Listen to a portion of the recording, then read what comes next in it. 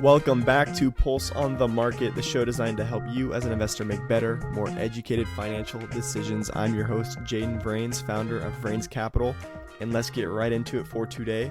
So today's been kind of split. We have the NASDAQ that's down 0.07% to 17,800, and the Dow is up 0.5% to 38,615. The S&P is up 0.27% back over that 5,000 limit. It barely crossed it before the close yesterday, and it's at 5,014. And the small caps are up 1.4%, and the the 10-year Treasury yields are down 1.22% to 4.207. So today it's been split. The stock of the day for sure is SoundHound. So it's SOUN, and it is up 50% to $3.40. Why did it shoot up? That's because Meta recently disclosed that they bought 1.3 million shares of SoundHound. And when a big company like NVDA is investing in these technology companies like SoundHound, so people catch on to that. Even if there's no underlying fundamentals, it usually tends to shoot up because they don't want to miss out on something that a company like NVIDIA, that's top of the game, they don't want to miss out on something that they know. So once again, the stocks for cryptocurrency are up. So we got Marathon up 1.4%. And Coinbase has had a heck of a run. It is up 6.6% to $170 a share, 171. And this is compared to its previous 118 a share just a couple weeks ago. But with the spike in Bitcoin, which is now above 52,000, with that spike in Bitcoin, Coinbase automatically rises. And we have an earnings report coming up today for Coinbase after the close. And I don't really know what to think of it, because I do know that Coinbase is the custodial account for around 10 of the 14 major spot ETF Bitcoin ETFs. So you guys have heard of those, where people are allowed to invest in Bitcoin without actually having to own Bitcoin itself. They can invest in these spot ETFs like the one BlackRock has and the many others, and they're able to get involved in the crypto world without actually having to set up a Coinbase account or just their Meta wallets so their MetaMasks. And so it makes it easy for people to invest in cryptocurrency. So the demand shot up. There's been over 200,000 Bitcoins that have been acquired through these spot ETFs, which is insane demand. These things are running at 52,000 a pop. Times 200,000, that is a pretty penny. That is a lot of Bitcoin, and that is a lot of flow going in and out of the cryptocurrency world. So we saw that shoot up. And Coinbase, I don't know if people are expecting the revenue to shoot up as much as it will, because yes, they're the custodial. They're holding the Bitcoin for 10 of these 14 major spot ETFs.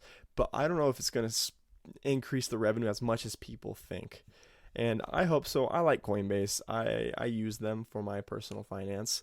And I hope that the revenue reflects more than I think it will, but I think a lot of people are going to be disappointed with what they see with the revenue. And all right, so Nvidia, I thought it was going to go up today once again, because it would be dumb to bet against it, but it is down 1.3% to 729. And we have stocks like Meta and Netflix that are both up 1.3%. And let's get into the top winners and top losers of the S&P 500. So for today, we have at the top, Zebra Technologies is up 14%. We have CBRE Grow A is up 9.92%. Albemarle is up 6.4%. Bath & Body Works up 5%. So there are a lot of big winners for today. Moderna is up 3.84%. And some of the biggest losers, we have West Pharmaceutical Services is down 19%. I'm very hesitant when it comes to pharmaceuticals because they vary. It's very volatile. And they offer good premiums for options, just the pharmaceutical companies in general, because they have such a high risk of just launching in either direction. And West Pharmaceutical is an example. They're down 19%, and which is $77 a share. So that's a big loss if you own a large stake in this pharmaceutical company. We have Rollins down 5%, Genuine Parts is down 4%, Deere's down 3.92%, and Google down 3%.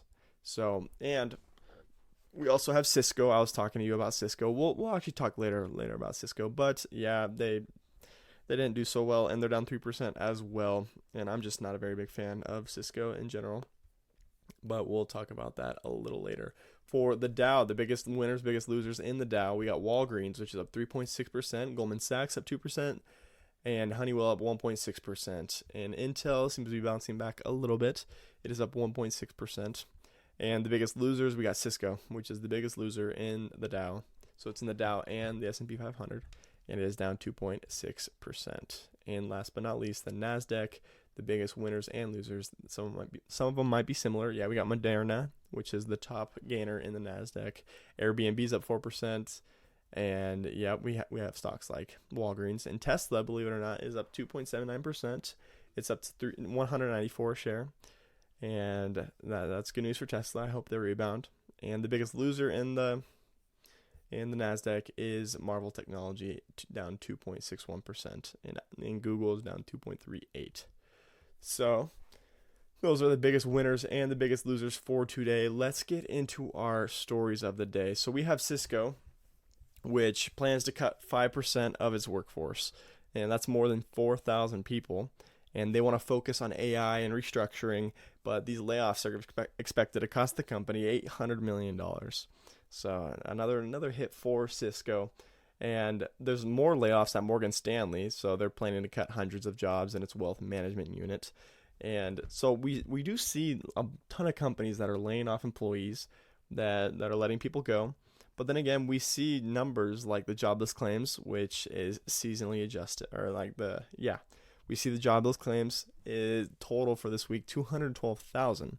So that's for the week ending February 10th, and it is down 8,000 week over week, and which it surprises me because with all these people being fired, we don't see the jobless claims really just hiking through the roof, because it seems like people are getting hired. They're still, just because we see people from bigger companies getting fired does not mean other people aren't getting hired.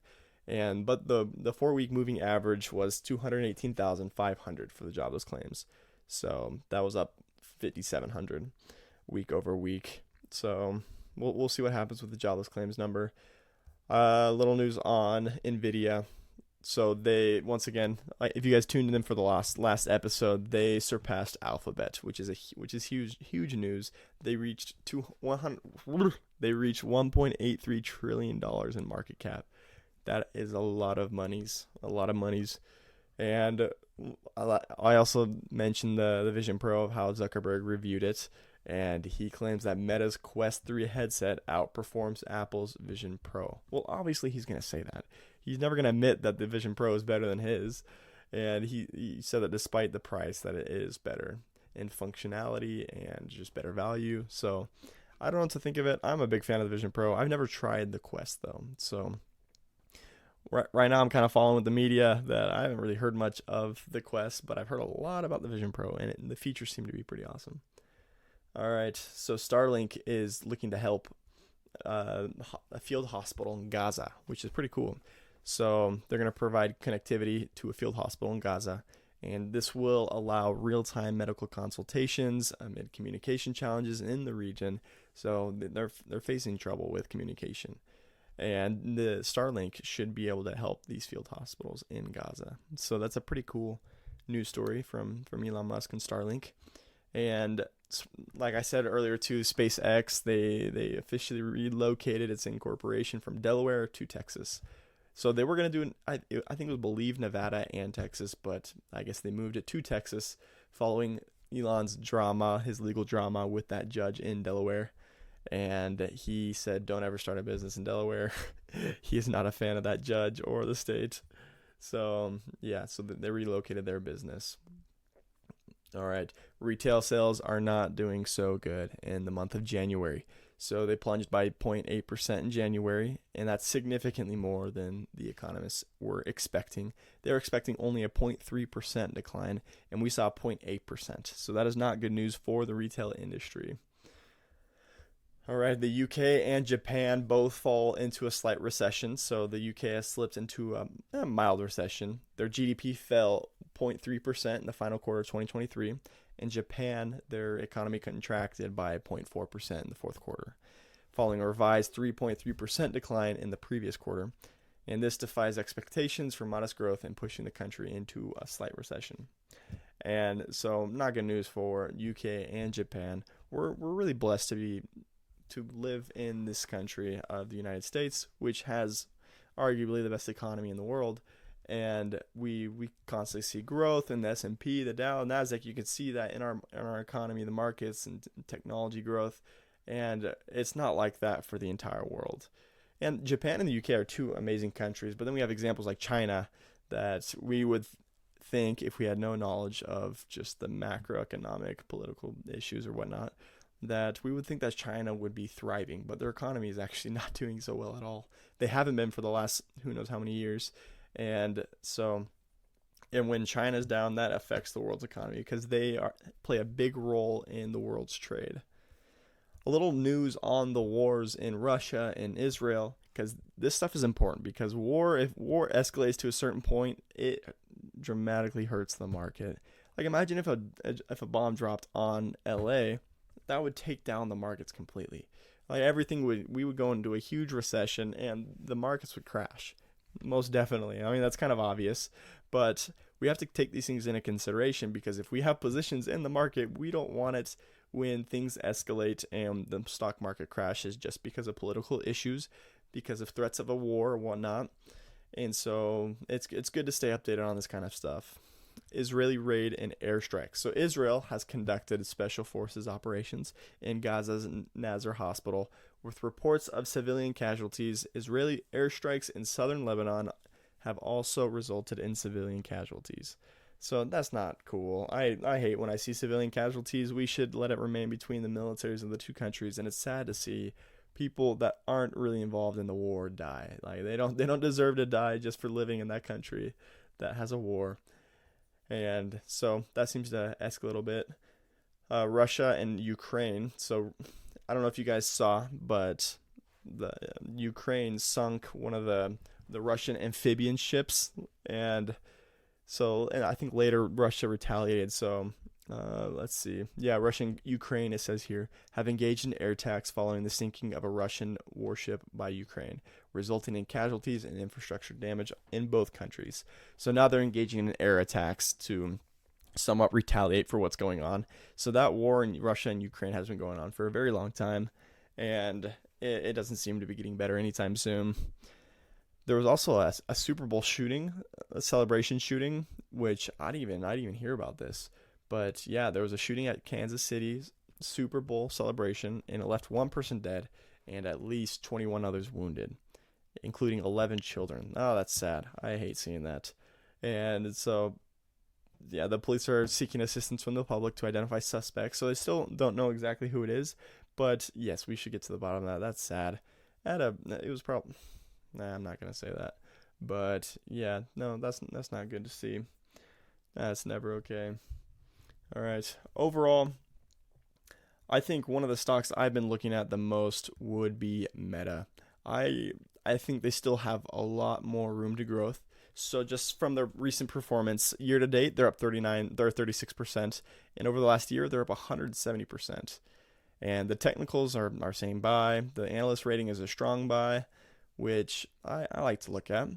So out of 62 analysts giving stock ratings to Meta platforms in the last 3 months, 46 of them say strong buy, 7 say buy, 7 say hold, 1 says sell, 1 says strong sell.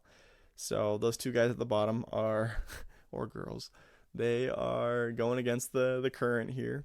I personally would not give an analyst rating of a sell or strong sell. And one of them gave the estimate that it's going to go down to $245. I don't even know how that's possible. Unless they're predicting some huge market crash, yeah, I don't see that happening anytime soon. But I like their estimates. So they're year over year. So the first quarter of 2023, they had a reported EPS, which is earnings per share, of 2.2, and they're expecting 4.24 in the first quarter. And that's a beautiful sight. And then we have 4.72, 4.96, 6.11. We're seeing growth in comparison to the last year, which is 2.2, 2.98, 4.39, and 5.33. So we are seeing a pretty hefty increase in the earnings per share for Meta, which is a great sign for investors. And not only is their EPS going up, but also the revenue. We have in the first quarter, for the revenues of last year, it's 28.6 billion, 32 billion, 34 billion, 40 billion. And they're projected for 2024 is 36, 38, 39, 45. So we're going to see a pretty heavy increase as well in the revenue generated from the Meta, from Facebook, previously known as Facebook, but is now Meta. And so I like to see this. These are good statistics for me. And if we took a look, let me pull this up real quick because I just thought of it. Of other stats that I like to look at. So their PE ratio is 32, but what I like even more is that their forward PE is 26. So it's always good to see the forward PE go down because that signifies that the earnings per share is projected to go up. So I like looking at that. They offer a slight dividend. I think they're going to be paying one soon here on the 21st. And yes, they are. So on the 21st, they're going to pay a little dividend. And I'm actually not exactly sure how much it is. I can double check that right here. So let's see. Here's the dividend. It is just 50 cents, which, hey, can't complain, because if I have 100 shares, that's $50 extra in my pocket from Meta, and so no complaints there. But anyways, back to it. So I'm bullish on it. I like Meta a lot. Mark Zuckerberg gets so much hate, but honestly, he's doing a good job at running Meta platforms, and you can't hate on that. The success is eminent there. Their market cap is 1.22 trillion, and their trailing 12-month revenue is 134 billion. That is a lot of money. Their net income, though, which I like even more, is 39 billion of that 134 for the last 12 months. So they're not just generating revenue, but they're also retaining a lot of it. So that's a good amount of net income. I like that ratio. And so I give it a strong buy as well. I will be looking into this pretty soon here. For Vrains Capital, this would be a good addition, and I guess we'll have to see. So stay tuned for the market. We should see some news coming up, which could shift the market in either direction. We're really stretched out on a limb right now with the market, and it seems that everything is so sensitive right now.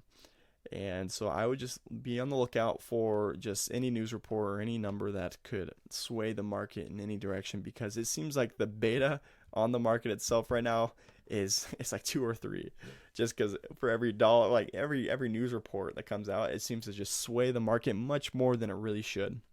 For example, the CPI, it was off by it was like 0.1%, and it just created a sellout in the market. That's just one example of news that if it falls short a little bit, then we just see a major reaction in the market. That's called Mr. Market, is when stocks just go up and down and up and down just based off silly news that doesn't really impact the fundamentals or the technical analysis of the stock. And so I would look out for Mr. Market, but stay true to your thesis. If you still are bullish on a stock, it doesn't matter what anyone says. If your technicals are lining up, if your fundamentals are saying that it's going to be positive, basically, then I would stay true regardless of the fluctuation from Mr. Market, which is all the traders that are just selling and buying and selling and buying. So just stay true to what you believe to be right for the stock. Don't let the price really just fluctuate what you think as well. And that is it for today. Thank you for tuning in. I appreciate you guys so much for listening. Please leave a good review if you like the show. That would help me out a lot. And yes, once again, marketpulse.io. That's the IG, marketpulse.io. And just reach out to me with any recommendation, any question that you have, and I'll get back to you as soon as I can. It should be pretty quick. And yes, and if you have any if you want to in-depth analysis of a company, then just send me the ticker and I'll do an analysis and I will present it in the next show if there isn't more to do, and I'll present it in the next show and give you that in-depth analysis. Let me do the research for you guys so you don't really have to. I want to make your job as easy as possible. And once again, here's the disclaimer. This podcast is for informational purposes only and does not constitute financial, investment, or legal advice. The content provided is based on the host's personal opinions and experiences. Listeners are advised to conduct their own research and seek the advice of qualified professionals before making any investment decisions. The host and guests do not guarantee the accuracy or completeness of the information shared, and they are not responsible for any actions taken based on the content of this podcast. Investing involves risk, and past performance is not indicative of future results. The host and guests are not responsible for any losses or damages that may occur as a result of investments made after listening to this podcast. Love you guys. I will see you tomorrow, and happy investing.